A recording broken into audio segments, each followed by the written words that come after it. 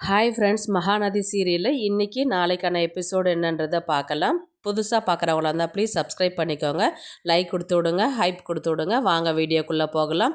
நேத்திக்கு எதில் கதை முடிச்சிருப்பாங்கன்றது பார்த்தீங்கன்னா, குழந்தைக்கு 5 இயர்ஸ்க்கு அப்புறம் தான் கதையை முடிச்சிருப்பாங்க. இன்றைக்கி பார்த்தீங்கன்னா, அந்த குழந்தை பெருசான மாதிரி காமிப்பாங்க. அந்த குழந்தைக்கு பார்த்தீங்கன்னா காவேரின்னு தான் பேர் வச்சுருப்பார் விஜய்.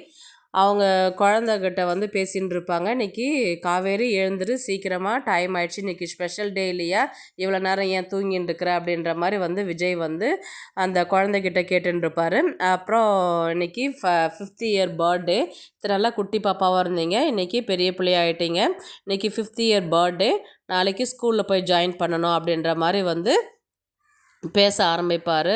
"ஸ்கூலுக்கெல்லாம் போகணுமா? வேண்டாம்ப்பா, நான் சின்ன பாப்பாவே இருந்துக்கிறேன்" அப்படின்ற மாதிரி அந்த பாப்பா காவேரின்றவங்க பேசுவாங்க. உடனே குளிச்சுட்டு ரெடி ஆகிட்டு பர்த்டேக்கு கேக் வெட்டுறதுக்கு கீழே இறங்கி பார்த்தீங்கன்னா, விஜயோடைய தாத்தா மட்டும் தான் இருப்பாங்க. பாட்டி இறந்துட்டு 2 வருஷம் ஆனது மாதிரி காமிப்பாங்க. வீட்டில் பார்த்திங்கன்னா ஒரு சர்வெண்ட்டாக நியூவாக ஒரு லேடி ஆட் பண்ணியிருக்கிறாங்க. அவங்க 3 பேர் மட்டும்தான் இருப்பாங்க. அதுக்கப்புறம் கேக்லாம் வெட்டிட்டு இன்றைக்கி கோவிலுக்கு போகணும், அங்கே போயிட்டு அன்னதானம் பாப்பாவுக்கு பர்த்டேன்றதுனால இன்றைக்கி கொடுத்து விடலாம் அப்படின்ற மாதிரி பேசுகிறாங்க. அந்த இடத்துல பார்த்திங்கன்னா, விஜயுடைய பழைய வீட்டில் பக்கத்து வீட்டில் இருக்கிறவர் இப்போ பேசுகிற மாதிரி காட்டுவாங்க. அதில் பார்த்தீங்கன்னா, "எப்படி இருக்கிறீங்க சார்?" அப்படின்ற மாதிரி கேட்பாங்க. "நல்லா இருக்கிறேன், நீங்கள் எப்படி இருக்கிறீங்க?" அப்படின்னு கேட்பாங்க. "உங்களை பார்த்து 10 வருஷம் கிட்ட ஆச்சு, எப்படி இருக்கிறீங்க? கால் பண்ணாலும் எடுக்கவே மாட்டேங்கிறீங்க, எப்படி இருக்கிறாங்க உங்கள் ஒய்ஃப்னு?" கேட்டதுக்கு, "அவங்க இறந்து 2 வருஷம் ஆகுது, இப்போ நான் ஏதோ இருக்கிறேன். விஜய் பிஸ்னஸ்லாம் விட்டுட்டு இப்போ குழந்த தான் உலகன்றது வாழ்ந்துட்டுருக்குறான்" அப்படின்ற மாதிரி சொல்லுவாங்க.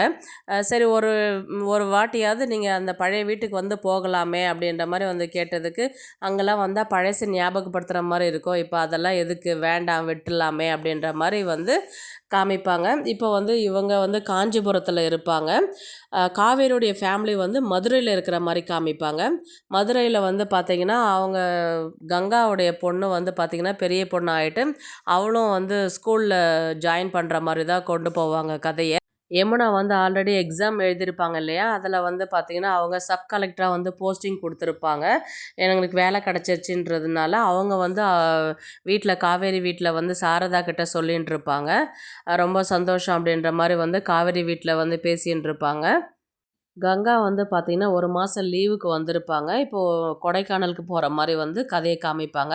அதில் குமரன் அங்கேயே டைலர் கடை ஒரு ஓனாக ரெடி பண்ணி ஷாப்பு அவங்களா கட்டி அவங்களே டைலர் கடையை ஓனாக ரெடி பண்ணி விற்றுன்ட்டுருக்கிற மாதிரி தான். பரவாயில்ல, இத்தனை நாளாக எங்கேயோ தெரியாத இடத்துல இருந்தார், இப்போ அவருக்குன்னு ஒரு சுயமாக ஒரு கடையை போட்டுட்டு நல்லா சம்பாதிக்கிறார், இப்போ நல்லா வருமானமும் வருது, இப்போ நல்லா இருந்தால் சரிதான் நீங்கள் அப்படின்ற மாதிரி சாரதா குமரனுக்கும் கங்காவுக்குமே சொல்லுவாங்க.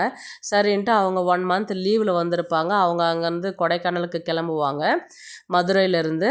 இவங்க காவேரியும் சாரதாவும் மட்டும் வீட்டில் இருந்துட்டு அந்த கதையை காமிச்சிட்டு, அதுக்கப்புறம் பார்த்தீங்கன்னா, இன்றைக்கான எபிசோடை முடிச்சுட்டு நாளைக்கு எப்படி காமிக்கிறாங்கன்னு பார்த்தீங்கன்னா, அந்த காவேரி பாப்பா பார்த்தீங்கன்னா, "அம்மாவை பார்க்கணும், நான் அம்மாக்கிட்ட பேசணும், ஏன் அம்மாக்கிட்ட கூட்டிகிட்டே போக மாட்டேங்கிறீங்க?" அப்படின்ற மாதிரி அந்த பாப்பா கேட்குது விஜய்கிட்ட.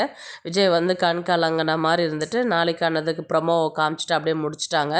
இதுக்கப்புறம் பார்த்திங்கன்னா, இப்போ பாப்பா ஸ்கூலில் ஜாயின் பண்ணுற மாதிரி தானே மென்ஷன் பண்ணியிருக்கிறாங்க. இப்போ பாப்பா ஸ்கூலுக்கு போகிறதுனால காவேரி டீச்சராக கொண்டு கதையில் கொண்டு போவாங்க. இப்போ இந்த குழந்தை மூலயமா விஜயும் காவேரியும் ஒன்று சேர்கிற மாதிரி கொண்டு போவாங்க. நடந்த இன்சிடெண்ட் எல்லாமே தெரிஞ்ச ஒரே ஒரு ஆள் பார்த்திங்கன்னா விஜயுடைய தாத்தா தான். அதனால் அவர் இந்த விஷயத்தை கிளியர் பண்ணுறதுக்காகவே அவரை அந்த கேரக்டரில் வச்சுருக்குறாங்கன்றது என்னுடைய ஒப்பீனியன். ஏன்னா நாளைக்கு இதனால தான் இந்த விஷயம், தப்பு பண்ணதுனால தான் கல்யாணி போய் சேர்ந்துட்டா, உங்களை பிரித்த பாவம் எனக்கு வேண்டாம் அப்படின்ற மாதிரி பின்னாடி கதையை கொண்டு வருவாங்க. அப்படி இல்லைன்னா கங்காவுடைய பொண்ணும் விஜயுடைய பொண்ணும் ஒரே ஸ்கூலில் படித்து அவங்க ஃப்ரெண்ட்ஸ் மூலயமா காவேரி விஜயும் ஒன்று சேர்க்குற மாதிரி கதையை கொண்டு போவாங்க. எப்படியும் இந்த மாதிரி கதையை வச்சியே இன்னும் 1 மாதத்துக்கு அவங்க இழுத்து அடிப்பாங்கன்றது தெரியுது.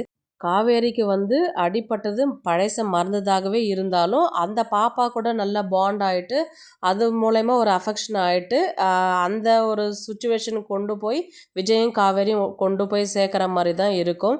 பார்க்கலாம் கதையை வந்து எந்த ஸ்டேஜில் கொண்டு போகிறாங்கன்றது. இந்த வீடியோ உங்களுக்கு பிடிச்சிருந்தா ப்ளீஸ் லைக் பண்ணுங்கள், ஷேர் பண்ணுங்கள், சப்ஸ்கிரைப் பண்ணுங்கள். தேங்க்ஸ் ஃபார் வாட்சிங்.